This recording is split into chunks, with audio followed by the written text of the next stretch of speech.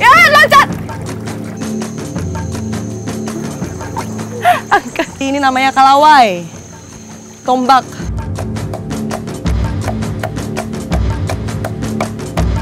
Nah, ini sekarang Bapak Adat lagi memukul-mukul atau menumbuk kulit kayunya.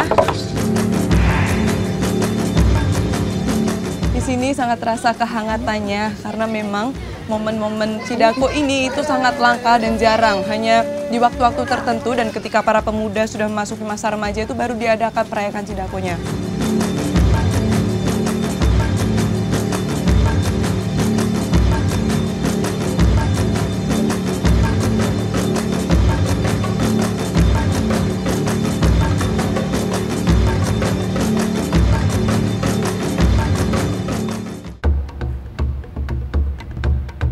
Di pedalaman Pulau Seram bagian utara Maluku Tengah, Provinsi Maluku, bermukim suhu Huaulu yang telah menetap sejak ribuan tahun lamanya. Negeri adat Huaulu turut mewarnai corak kebudayaan Nusantara. Dalam tajuk episode spesial Suku Huaulu, saya akan mendalami kehidupan penduduk asli di Pulau Seram. Memasuki perkampungan suku Huaulu, waktu seolah terhenti. Rumah-rumah panggung beratapkan rumbia menjadi penanda bahwa zaman tidak merubah pendirian mereka.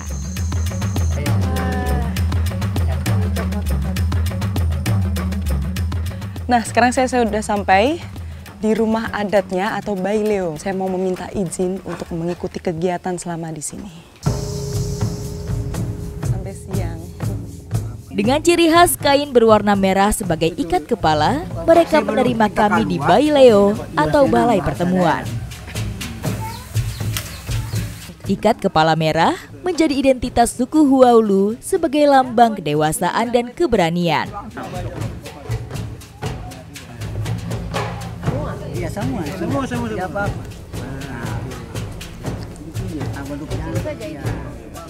Nah, ini tadi karena kami baru datang, biasanya memang disuguhi sirih dan pinang.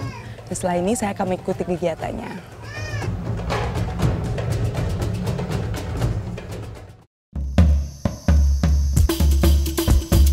Orang-orang Huaulu disebut sebagai suku penjaga hutan karena sikap arif dalam memperlakukan hutan. Masyarakat Huaulu memiliki keahlian di hutan, bahkan untuk mencari lauk pauk sehari-hari mereka juga carinya di alam.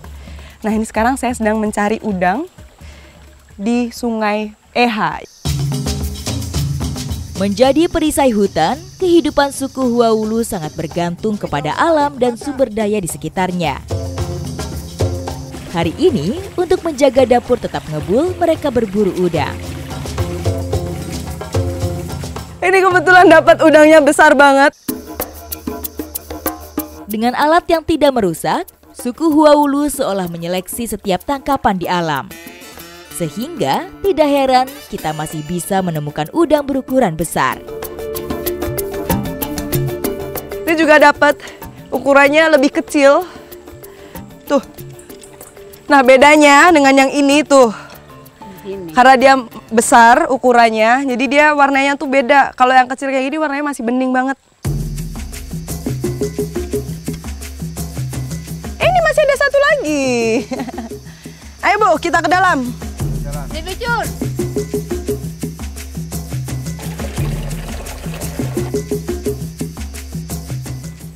Nah, ini cara buat cari udangnya tuh, kita cari tuh di bawah-bawah batu kadang, kalau nggak di bawah-bawah daun kayak gini.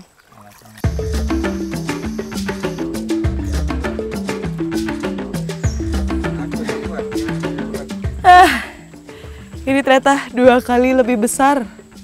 Ada yang lebih besar dari ini? Begitu aja. Oh, jadi ini memang yang paling besarnya tuh segini ukurannya tuh. Apa ya? Hidup. Udang jenis ini mereka sebut udang regang. Iya. Dapat lagi. Aduh, satu. Ibu. Nggak kelihatan kaki ibu keinjak. Tuh. Ini udangnya kecil nih. Masyarakat Huaulu memiliki beragam alat tangkap tradisional yang biasa dipakai.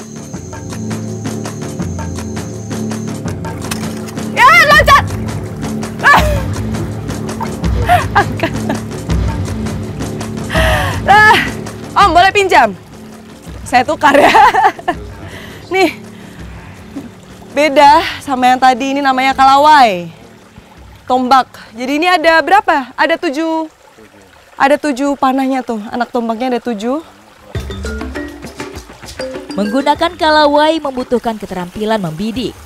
Selain itu, alat ini hanya dapat digunakan pada air yang jernih saja.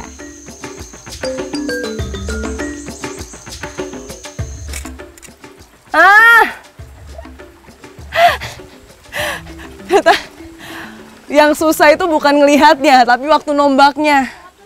Jadi memang harus ancang-ancangnya itu harus pas. Saya dari tadi kenanya batu, bukan udang. Ini baru kena nih.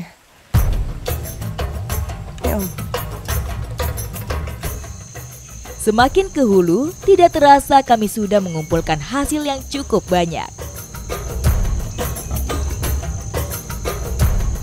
Akhirnya sampai di sini untuk kita olah udangnya. Karena dapatnya udah lumayan banyak. Dan cara mengolahnya itu sederhana. Cuma pakai bambu dan nanti akan dibakar. Di tempat istirahat, kami membuat perapian untuk mengolah hasil buruan. Nah, jadi udangnya itu dibakar pakai bambu, fungsinya itu agar tidak mudah gosong. Selain itu juga dia jadi lebih merata nih. Matangnya nanti akan lebih merata. Lalu untuk ukurannya itu akan tetap.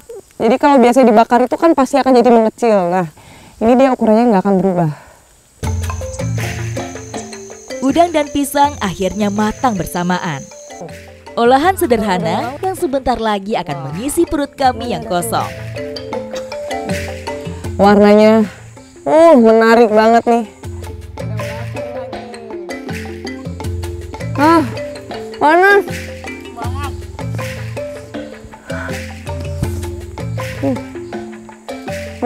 Yang besar ini jauh lebih gurih. Ada manis-manisnya juga rasanya. Menyantap lauk dengan pisang bakar adalah hal baru bagi saya. Namun, kombinasi makanan yang biasa disantap suku Kepala Merah ini cukup cocok dengan lidah saya.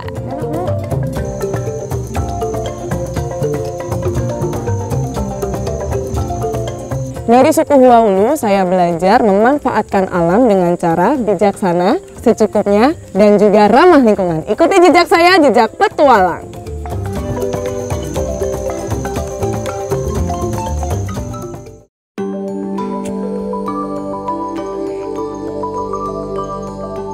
Malam ini, Bayi Leo menjadi tempat saya untuk istirahat.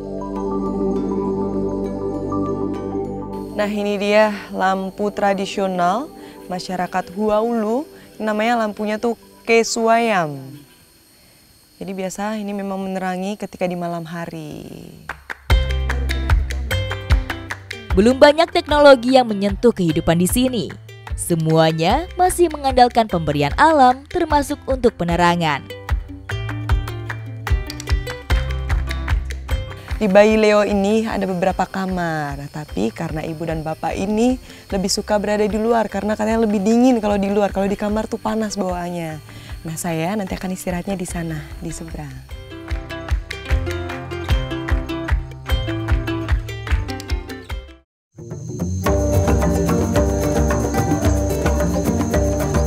Matahari seolah malu-malu menampakkan sinarnya ketika saya memulai lembaran hari di kampung Huaulu. Jadi memang kebiasaan di pagi hari, ibu-ibu di Huaulu ini biasa mempersiapkan makanan, sarapan, atau kadang masak air panas seperti ini. Gunanya nanti supaya siang nanti bisa dimakan bersama ya Ibu ya? Buat bekal juga biasa? Iya. Buat ke kebun ya? Iya. Sejak pagi dimulai, wanita Huaulu biasa menyiapkan sarapan dan bekal untuk kegiatan di siang hari. Jadi seperti inilah suasana di pagi hari suku Huaulu sebelum mereka berangkat ke kebun. Sarapan yang dihidangkan cukup sederhana, sekedar untuk mengisi energi sebelum memulai hari.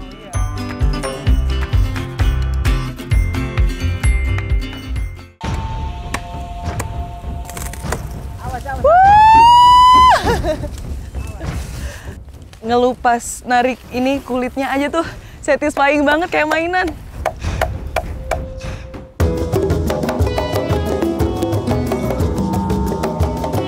Keseharian masyarakat suku Huaulu atau sering juga disebut suku Kepala Merah tidak lepas dari relasi alam, manusia, dan leluhur.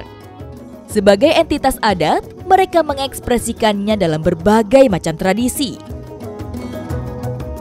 Salah satu tradisi yang masih diikuti oleh masyarakat Huaulu yaitu adalah cidako. Nah, karena prosesnya ini masih panjang, jadi kita mau mempersiapkan kulit kayu. Saya bersama dengan bapak-bapak ini mau mencari kulit kayu. Cidako merupakan prosesi yang biasa digelar suku Huaulu sebagai wujud syukur atas berbagai pencapaian warga adat. Sebelum acara digelar, mereka akan mempersiapkannya secara bergotong royong. Salah satu yang dipersiapkan dalam sebuah upacara adat adalah baju dari kulit kayu. Tidak sembarang pohon dapat dimanfaatkan kulit kayunya untuk dijadikan baju. Nah, ini dia yang akan dijadikan kulit kayu. Ini namanya pohonnya harunoam. Harunoam. Jadi memang ini nggak terlalu besar ternyata. Tapi dari satu pohon ini bisa dipakai sampai 3 baju. Pohon harunoam dikenal juga sebagai jabon putih. Kulitnya cukup lunak sehingga seratnya dapat dimanfaatkan untuk baju. Boleh kasih putus. Nah, ternyata kulitnya itu nggak terlalu tebel. Tapi ini sudah termasuk kulit? Ya, sudah kulit. Oh, yang diambil luarnya? Hampir di dalamnya yang ini. Di dalam ini dibuang. Nah, untuk yang dipakai nanti itu bagian dalamnya ini. Tapi untuk yang di luarnya ini bakal dibersihkan nantinya.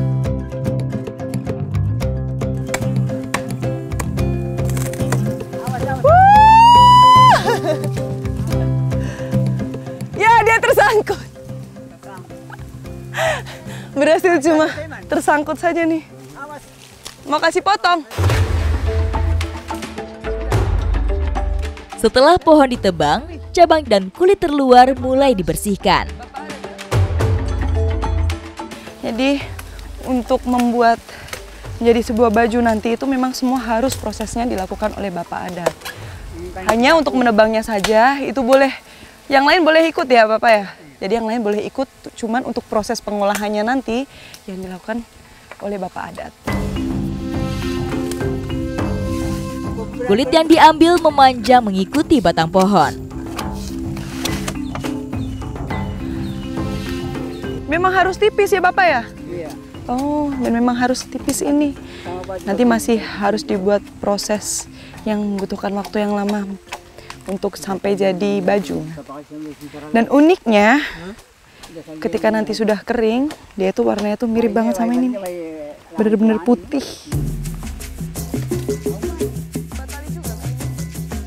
Kulit kayu yang dimanfaatkan sebagai bahan baju hanya bagian dalam yang halus dan lunak. Cuma ngelupas narik ini kulitnya aja tuh satisfying banget kayak mainan. Tuh. Nah, ini dia yang akan dipakai nanti. Nah,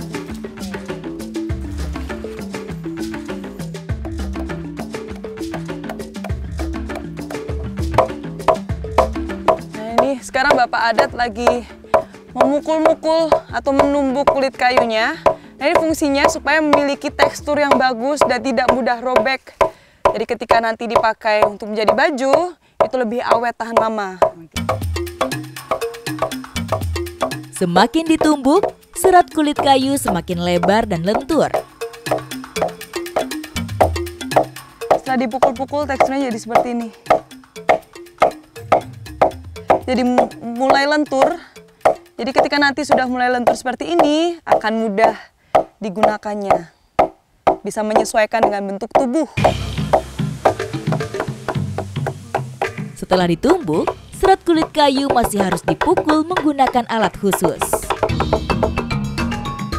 Nah, tadi setelah pakai pemukul yang besar ini, lalu dilanjutkan dengan yang pakai yang kecil ini, namanya nibong. Untuk memberikan motif pada kulitnya nanti seperti ini jadinya nih. ada garis-garisnya.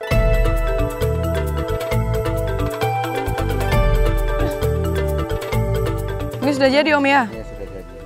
Nah ini kulit kayunya sudah jadi, kita mau bawa pulang untuk dilakukan proses penjemuran.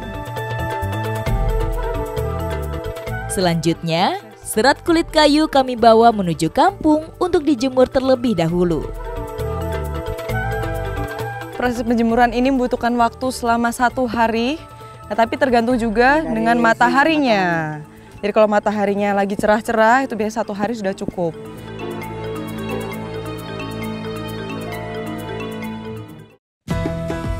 Acara adat Cidako menjadi momen penting bagi masyarakat Huaulu. Kali ini saya bersama dengan ibu dan kakak akan bersiap untuk mencari kenari yang nantinya akan dibawa di acara tradisi. Selain membuat baju, masyarakat Huaulu juga mempersiapkan hasil kebun untuk persembahan. Salah satunya buah kenari. Nah ini ternyata kita masih harus naik ke atas buat dapat kenarinya. Ditanam tumpang sari, pohon kenari tumbuh di antara jenis pohon lainnya. Nah di samping saya nih pohon kenarinya kelihatan besar banget karena memang ini ditanamnya dari generasi-generasi sebelumnya dan akhirnya masih bisa dimanfaatkan sampai sekarang. Kenari hanya dimanfaatkan bijinya saja.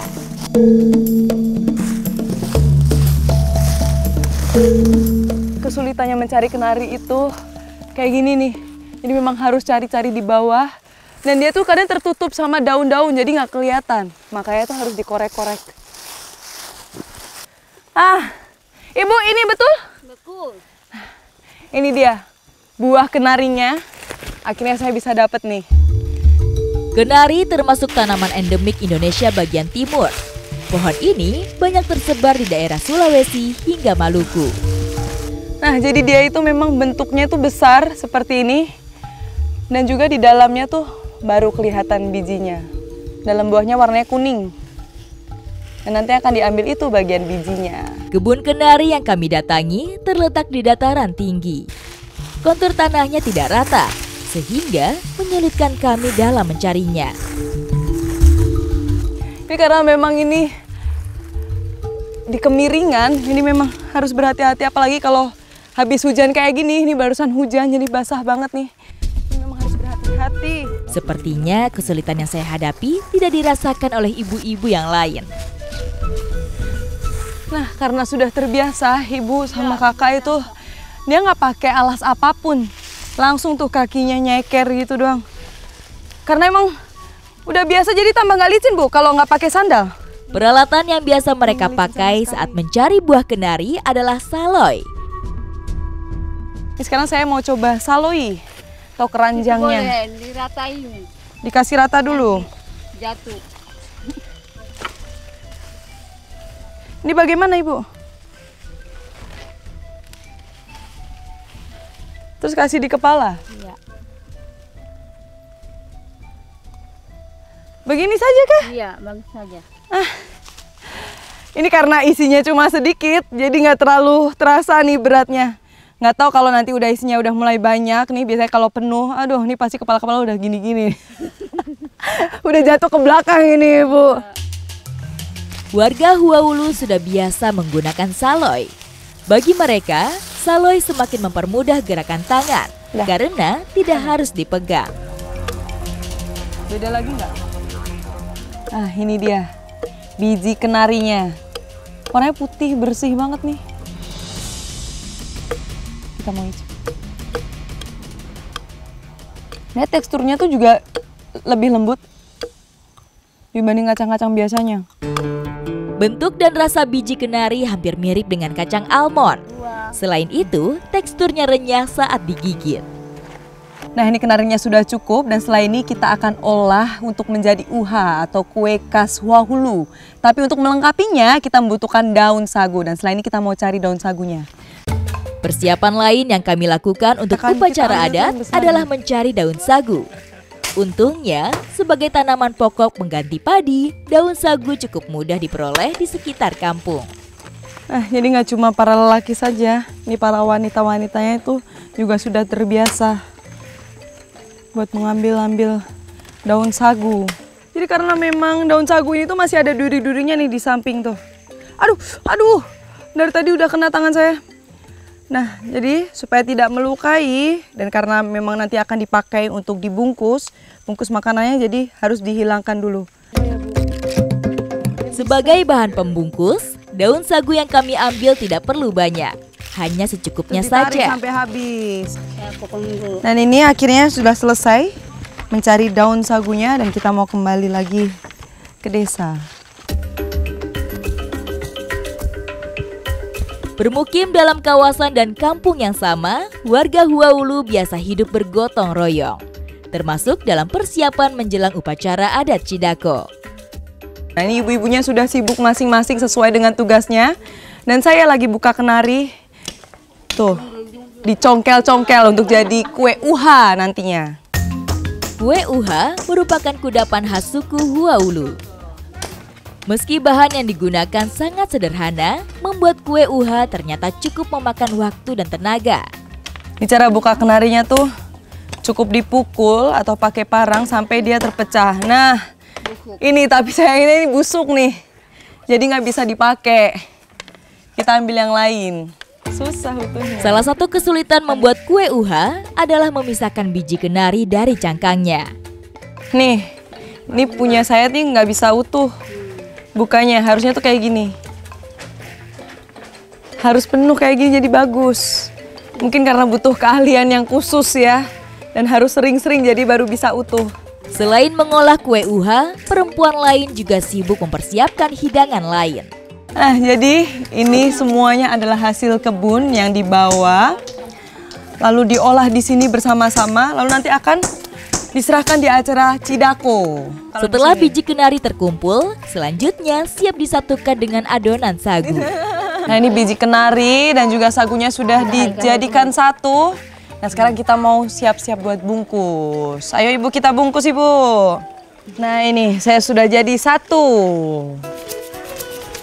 Selanjutnya, bungkusan kue uha kami bakar terlebih dahulu. Ini sekarang uhanya lagi dibakar. Ini kemungkinan membutuhkan waktu sekitar 15 sampai 30 menit sampai dia benar-benar matang. Aroma wangi yang keluar dari pembakaran menjadi tanda kue uha sudah matang dan siap diangkat. Ibu, saya coba satu boleh ya? Iya. Ini dia kue uhanya udah mateng. Saya mau cobain. Pengen tahu rasanya gimana? Udah matang.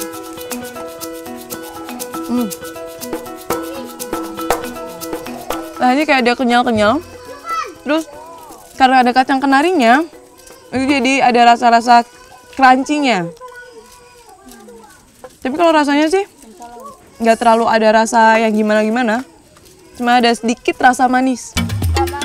Selain kue uha, perpaduan sagu dan biji kenari banyak dijumpai di daerah Maluku. Ini kue uha ini tuh kue tradisional milik suku Huaulu. Dan ini merupakan makanan wajib ada ketika acara adat.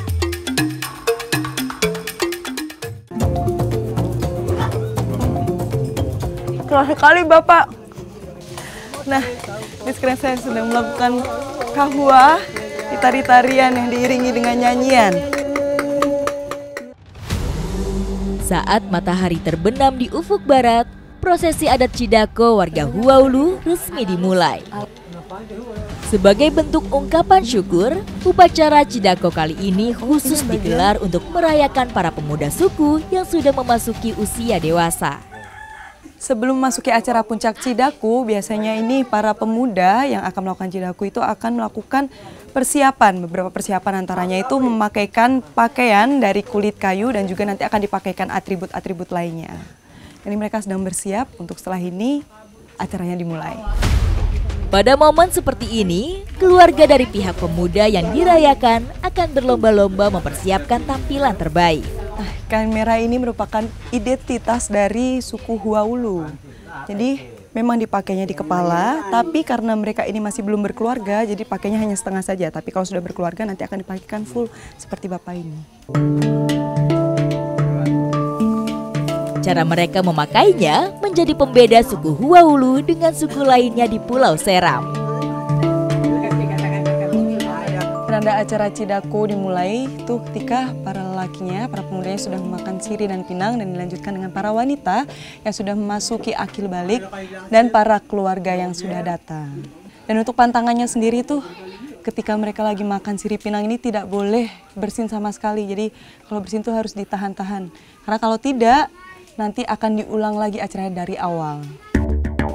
Setelah pemuda yang dirayakan memakan sirih, selanjutnya disusul oleh pihak keluarga. Setelah itu, para tamu termasuk saya dipersilahkan untuk mengambil dan mencicipinya. Keras sekali Bapak. Nggak gigi.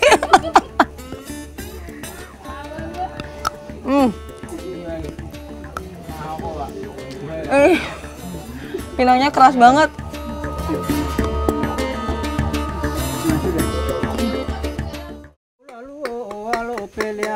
Semakin malam, prosesi Cidako semakin meriah. Ketua adat mulai mendendangkan nyanyian yang diikuti oleh tarian penuh semangat dari para pemuda. Nah, ini sekarang saya sedang melakukan kahwa, tari-tarian yang diiringi dengan nyanyian. Ini biasa diikuti oleh para pemuda dan juga masyarakat. Mulai dari yang ikut Cidako, akhir balik maupun ini. Bapak juga ikut nih Bapak. Gelaran acara adat Cidako dapat berlangsung selama 5 hari bahkan lebih. Selama kegiatan ini, setiap malam warga akan berkumpul dan mengikuti tarian kahwa. Sebagai pelengkap, sajian ringan termasuk kue uha dihidangkan dalam acara ini. Di sini sangat terasa kehangatannya karena memang momen-momen Cidako ini itu sangat langka dan jarang. Hanya di waktu-waktu tertentu dan ketika para pemuda sudah memasuki masa remaja itu baru diadakan perayaan Cidakonya. Beberapa anggota keluarga jauh dan warga desa lain memanfaatkan momen ini untuk bersilaturahmi. Setelah mengikuti keseharian masyarakat Huaulu, saya mempelajari kekentalan adat dan tradisi yang terus mereka lestarikan. Sehingga menambahkan kisah baru untuk petualangan saya. Ikuti jejak saya, Jejak Petualang.